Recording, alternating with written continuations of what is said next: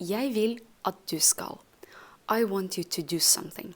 So, in English, when you want somebody to do something, you will either use an imperative, just as well as in Norwegian, like read this book, write this exercise, or you can say, I want you to help me.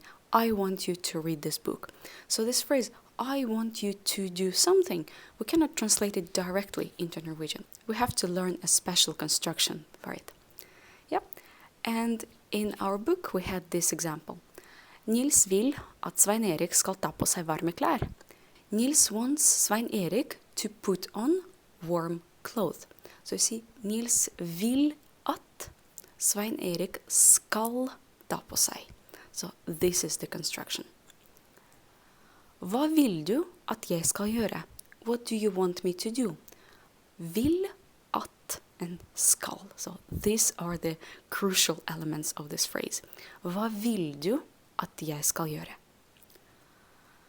Ta på deg jakke. Jeg vil ikke at du skal fryse. I don't want you to freeze. Jeg vil ikke at du skal fryse. So remember, vil, at, and skal. Those are the crucial elements of the phrase I want you to do something.